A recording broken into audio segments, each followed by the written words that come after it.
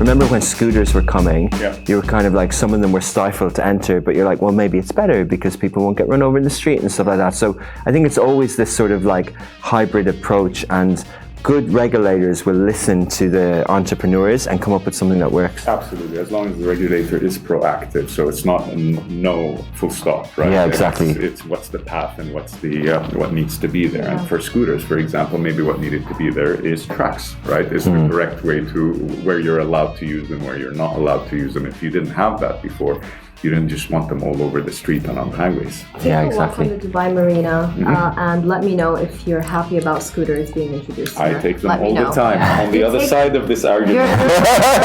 Oh no! Oh no! Pro and far scooters. I prefer bikes. Oh, no. I prefer just going for a walk. Whatever happens. Whatever happens, Oh, no.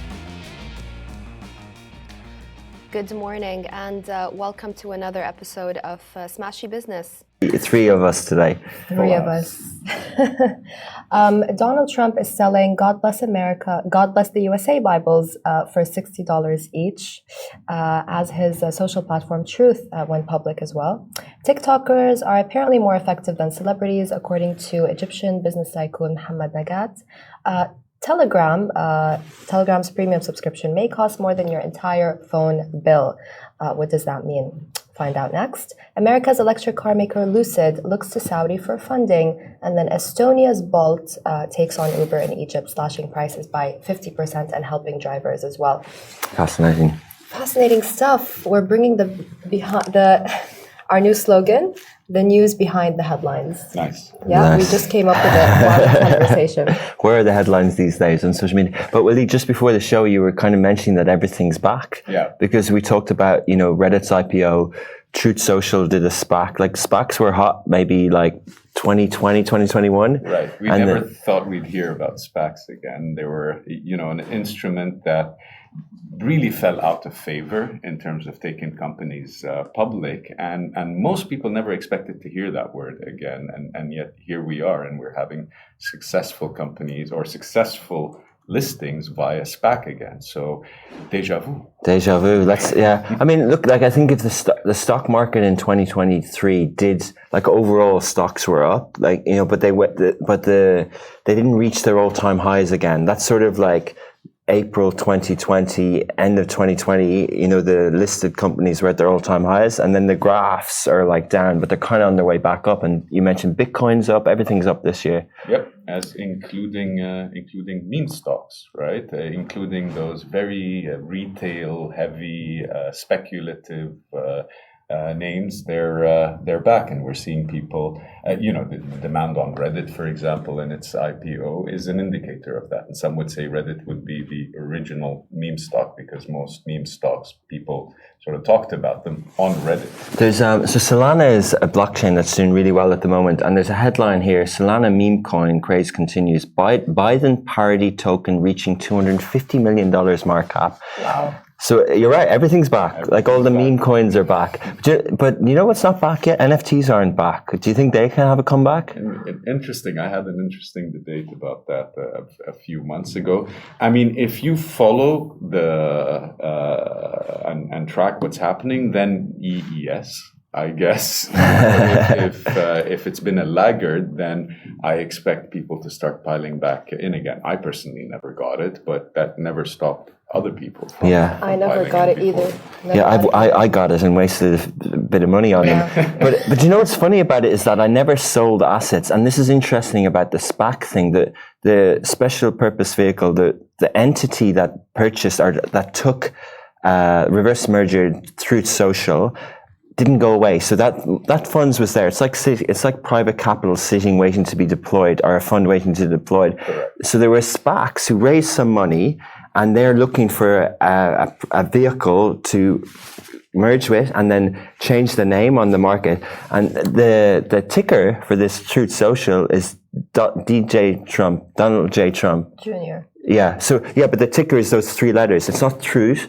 Like if you look on the stock market and the Nasdaq, it's DJT. DJT is what Truth Social trades under, right? Vanity, right? Typical, you know. But it went public. It raised. It bumped up. He got a couple of billion out of it that he probably won't use for the engineerings and the features of Truth Social. Who knows? Yeah, exactly. It's interesting though. You gotta love and hate Trump at the same time, right? So he. It's always good for news. Always good for news. Always entertaining, and I mean. Okay, I'm going to talk about this, then I'm going to talk about could this be another parallel of Elon Musk on X and Donald Trump on Truth? Because he's always entertaining. Elon Musk is always in the news. Donald Trump as well. Could that be, the same type of situation? But he released a video on Truth, urging his supporters to buy the God Bless the USA Bible. Inspired by a country song, basically. He took to the stage at one of his rallies. He said, "Happy Holy Week. Let's make America pray again."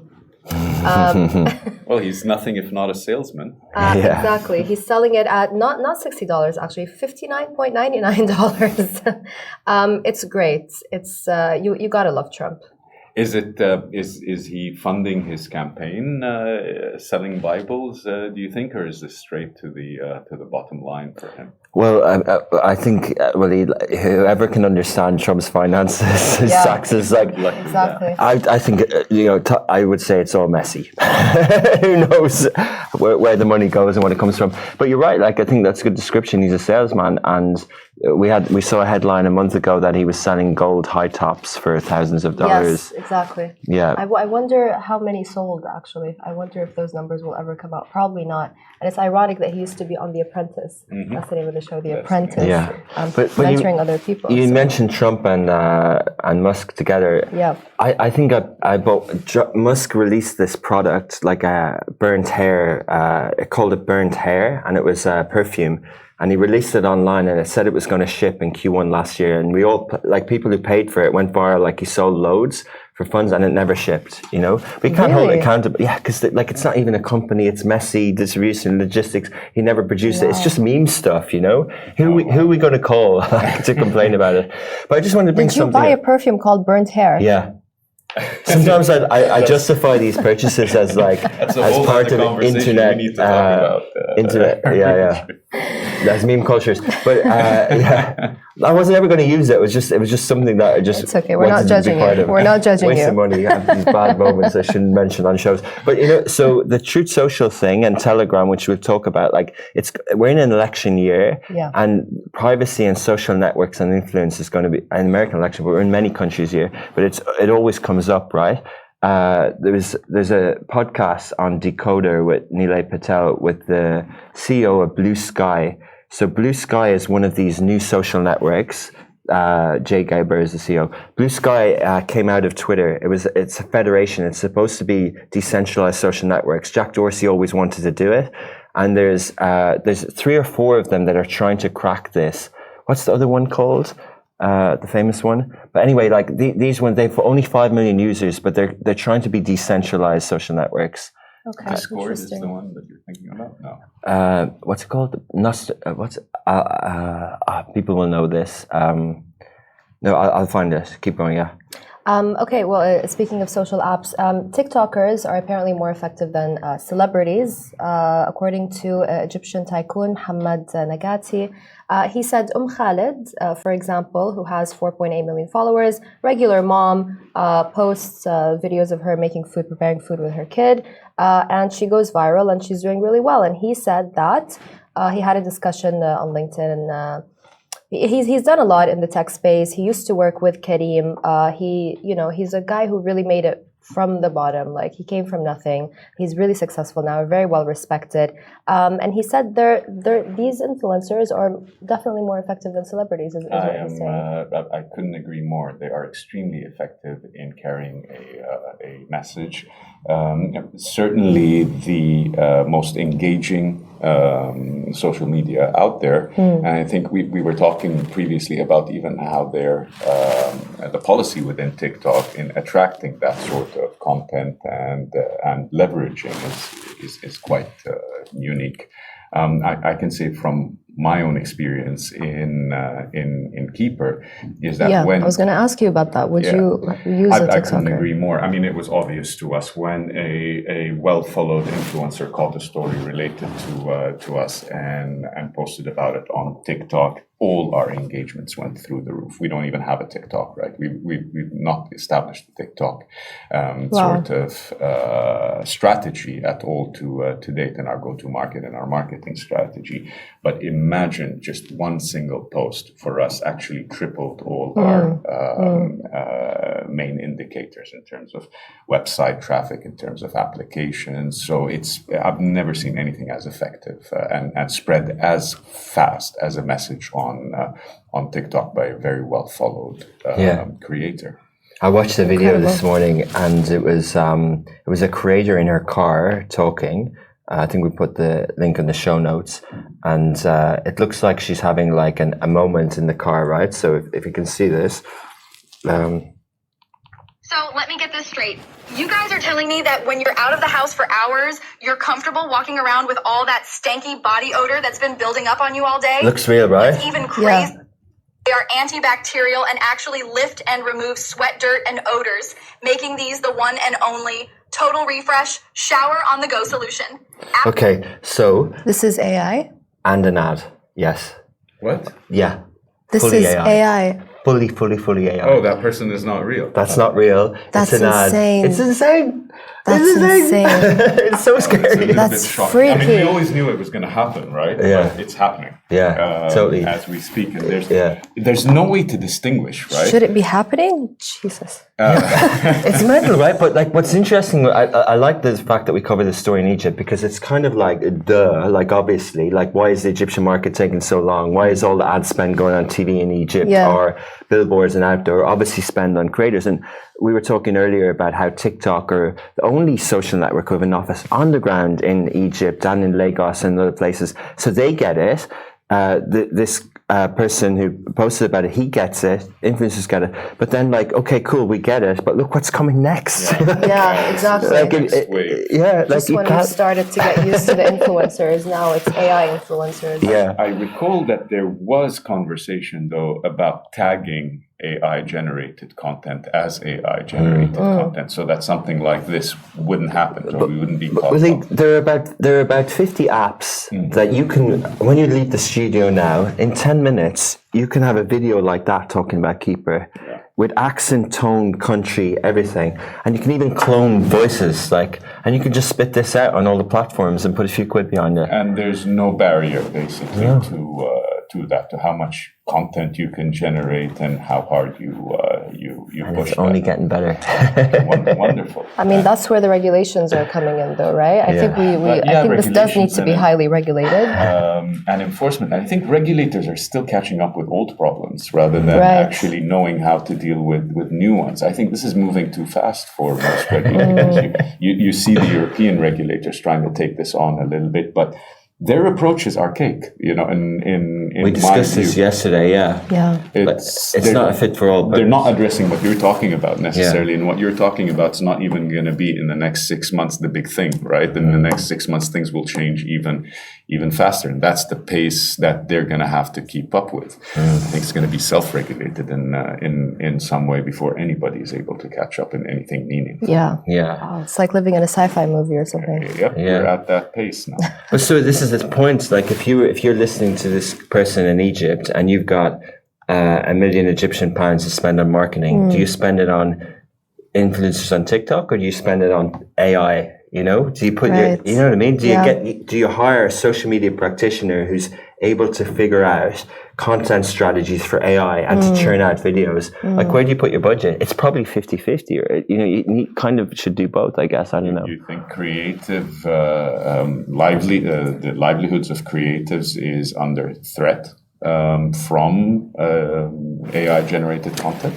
I mean, it's the same thing with inevitable, ChatGPT, though, right? A lot of people use ChatGPT for to write articles and all that stuff, but it's still different when a journalist does it. It's still, for now. You know what I mean?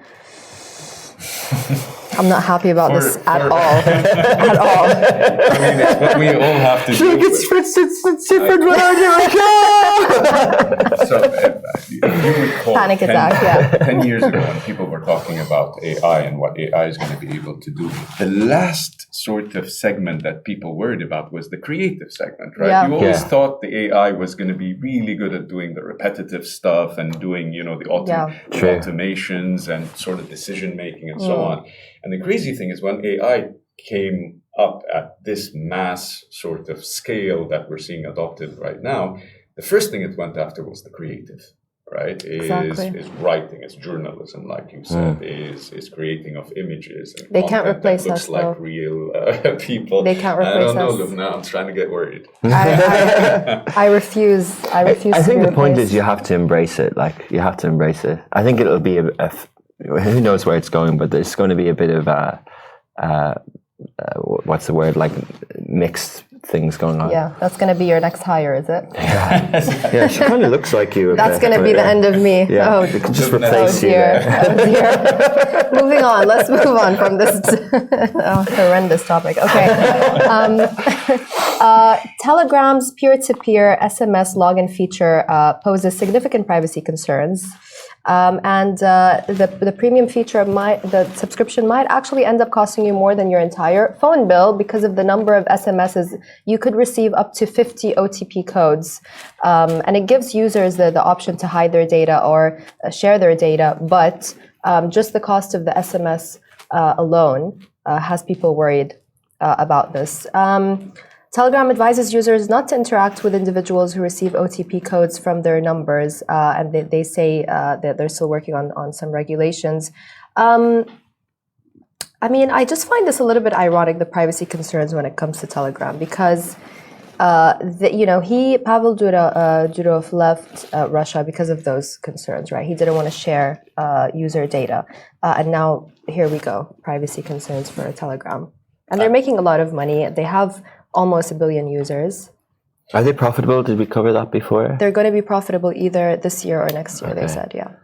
Yeah, it's interesting. I mean, it's the modern day Wire, right? So I would assume that particular application is more related to corporate accounts, to official accounts that need to manage their traffic. But I'm not aware of where the privacy issues pop up. I think it's peer-to-peer. I think it's user-to-user privacy issues. If you're talking about OTPs, then it is probably sort of an attempt to fish out information on a per-account basis. Yeah. I wouldn't... It's access to data. It says here the core privacy issues arise from the possibility of strangers accessing your phone number for spam and fraud, even though the Telegram offers the option to hide user numbers. Yeah. Because I think, I don't think they're adding ads to the platform. So they're basically, they know that people want to reach people. Yeah. Like if we think media is moving into these messaging apps, so they're monetizing that feature. It's back in the day when Google added people were searching for a term, you get your AdWords. Like the best ad is a native ad. So, there's SMS companies in Dubai, we all get spammed all the time, and that hasn't infiltrated the apps as much as it has our phone numbers. Yeah. But this is a situation where they're going, okay, cool. WhatsApp Business have it a bit as well, and there's third-party API companies. Yeah. So, but they implement or enforce a very, very tight policy, though. WhatsApp, it's notoriously difficult to crack WhatsApp when it comes to these things. I guess Telegram may have a slightly more lenient approach on it. It's fascinating. It's great for us to be able to discuss Telegram in Dubai because, as you said, he moved out of Russia. Most companies who stay in Russian internet end up becoming part of the state, like Yandex and others. Yeah. VK, he VK, created Facebook, VK yeah. before. This is the Facebook of Russia. Yeah. Yeah. And it was his company, he was the founder, and actually he let go because it was effectively taken control by the state. I mean, he let go and made money, so Yeah. he's no victim, you know. But he's probably the right person to be running it, as opposed to say Trump and Truth Social. Like if they raise money, he's going to put engineers behind this, and it's going to be as good as WhatsApp. Whereas if money goes into Truth Social, who knows what? I feel like Truth Social is like the Fox. Like Fox as a social platform. Yeah. Fox News. There's a couple of them. Yeah. Yeah. But the company social network I was trying to think of earlier is called Mastodon. So there's a few of these ones. You've heard of it, yeah? So like there's a few of these ones like Blue Sky and Mastodon who just believe in decentralized, a bit like the blockchain crypto. Coming from the same mindset. Yes. Yeah. Interesting. Okay, let's move on to. Actually, hold on. Do you guys use Telegram? I'm curious. I do, yes. I don't. And I wish I did. There's one person. There's a couple of people who I message on Signal, and I'm like, "Will you please move over to Telegram because I'll message you every day." I want to use Telegram, and I want our platforms to distribute our content on Telegram, but we're a bit slow at it. But we need to. You get your news on it, or just message people? Mainly news. No, it's not a communication tool that I use, but it's mainly a feed. Effectively. Why? Because you can't get your news elsewhere? Or? Because it's a great source of news. Because I look at it as the modern wire, right? So if you can subscribe to a few wires and you get news coming from sources on topics that you're interested in, coming from their origin. We need to get on it. Nice. Yeah, we do. We do. And it's instant. It's the quickest updates. I mean, obviously, it's as instant as X or Twitter or any of these other platforms, but it tends to be a little bit more inclusive. Telegram, so you don't have the limitation issues that you're witnessing right now on Meta, for example, platforms and so on. Yeah, absolutely. All the RT guys as well use Telegram. Anytime that I want to connect with them, they refuse to use WhatsApp and they make it a point to use Telegram instead. It's interesting. Right, Lucid, the American electric car maker, is looking to raise $1 billion from Saudi's PIF affiliate. So it's been Saudi backed for years. It has an office in Saudi. I love that the Americans are looking to the Middle East, to the GCC for money in so many areas. It's usually when things get tight back home, you look for money elsewhere. And we're saying everything is back. Not everything is back. EV's not back. So Tesla was one of the original meme stocks, right? Everybody piled into Tesla, and nobody understood how this company became $1 trillion company. It makes cars. How is it worth more than every other car maker on Earth? But their share price has been down, hasn't it? Yes, and Tesla is just the surface of it. It's the other EV makers that have had an even harder time coming through, getting their sales numbers right, shipping out product as quickly as they wanted to. So you take a look at the likes of Rivian and Lucid, and they've been having a tough time, a real tough time, numbers-wise, business-wise, but also their stocks have been struggling, and they're having a harder time sourcing cash effectively. Probably because of the wider trends, right? Like the time of winner takes all in the EV sector is over. That there's not going to be one winner, and all these legacy automotive companies are actually, their strategies are sort of feeding into all this as well. Actually, I you know what? I met the CEO, the regional CEO of Porsche, just a few months back, and he said that the sales of the electric cars are doing really, really well. That like they are hitting record numbers here in the region. So I think, ironically, maybe these legacy brands, as you were saying, they're going to be the winners in this because they've got kind of the best of both worlds. Porsche is a great example, of course, of people who jumped on very effectively into the EV space. But I think the dedicated EV makers are getting a squeeze from multiple sources. Probably the first source would be, that China now is in the game, and it's very, very much, it's backed the EV sort of direction extensively. We all know that Tesla is no longer the largest producer of EVs in the world. It's a Chinese company called BYD, and then you have a long tail of other producers. There's a lot of BYD cars in Egypt, actually, not the EV ones, but the original, Really? Yeah. You see it everywhere. Yep, it started off as a conventional car maker, but I think its claim to fame, obviously, right now is that. So they're getting squeezed from cheaper supply coming in from China, and it's much better distributed in other markets these days. And then the flip side is the growth in EV in general, even though you mention it as brisk, it's not been as fast as some of the assumptions were by these companies, and they've not been able to produce these cars as fast as they've needed to. So they've got the supply side squeeze, they've got the competition competition side squeeze.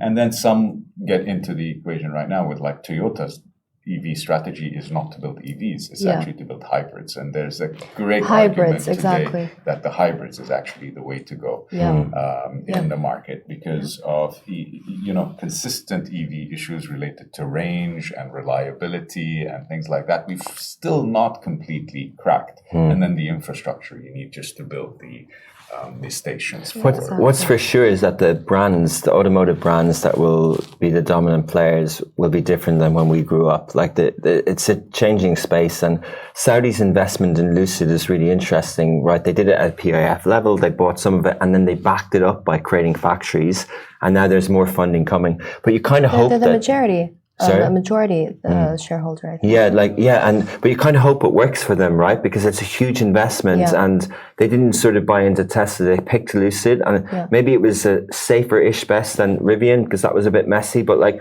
you kind of, I really hope that manufacturing works in the region, and if it doesn't work with Lucid, that's some other. We talk about China, right? Like, why doesn't the region produce automotive vehicles at scale for the region? Why do we have to import everything? So if someone's investing in a factory, you kind of hope that the brand that they picked delivers. But what we've seen with Tesla, like, people kept writing it off for many years, and it's on the streets, right? Like, it's here. It's there to stay. But yeah, the whole winner takes all thing, I think, isn't going to happen in EVs. Yeah. But just talking a little bit about like EVs and kind of a segue into the story that you're going to mention about Bolt is last Ramadan I attended a beautiful suhoor in the pyramids with Uber, and the speech that they made talked about how many EVs they're going to have on the streets globally. And I asked the guy afterwards, we were having something, and I said, he was like, I'm not worried about hitting the quota in the UAE because they've committed to it overall of vehicles on the road. So UAE is not my problem. And they always, like, they're behind now, but Dubai and everyone, they always hit their numbers faster. So those number of of cars on the road by 2030, there's a number that Dubai is committed to. They're just going to hit it. And he's not worried about it, So that's just interesting, like that. There are quotas that Uber have committed to it as well. So Uber, we think of, they don't make cars, but if everyone is moving in this direction, it helps it. Then, and it's for them, it's adoption. They don't own the fleets, but they control, the biggest fleets in the Middle East when it comes to taxis, obviously. So their adoption of EVs can move the needle. Yeah. This is just interesting. I remembered, because you were talking about Uber, and I remembered I wrote this opinion piece for Arabian Business in 2019. It was why Mohammed Labad is about to take Uber for a ride. So he had partnered with China's Didi. He wanted to bring it to give Western competitors a run for their money, basically. It was interesting because where is Didi now? It's not here. No, never showed up. It never showed up. I think Yandex has plans. Yango's already here. Yango and Yandex as well. Same company, different name. Yeah, they've rebranded for here. Yandex into Yango. Really? That's I didn't know that. But that's they've gone very aggressive on the UAE, and it's not that's not very smart, is it? Because all the Russian consumers know it as Yandex. I think they kind of wanted to, because the ownership structure, they wanted to be independent. So they want, correct. Okay. So there's the background story over there is that the Russian assets of Yandex have been sold, or at the agreement to sell the Russian assets, because it's a Nasdaq listed company that was ceased from trading a few years ago when the Russia-Ukraine war popped up, and they want to bring it back to life, and they want to operate in markets that they were no longer able to operate in. So this is part of a slight rebrand strategy, and they doubled down on the UAE. Yango is very present now over here. In many different verticals. So Yango Maps, Yango plays a streaming service like Netflix and Amazon Prime. They have Arabic content. And the way I assess that they are getting traction is from my kids. Okay. Really? So my kids are interested in that super app that they've created for entertainment, which merges gaming and streaming and content and you name it. They even have a competitor from a publisher, from a media point of view, for SSP, for ads, that competes with Google. So they've got really good tech, Wow. And they are aggressive here. They are quite aggressive. Nice. I don't agree with the rebrands because I really like Yandex and I use it whenever I go to Moscow. So I don't know about the rebrand. Like, was it really necessary? I don't.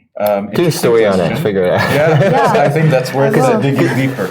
Agreed. Let's just say that. Yeah. Okay, cool.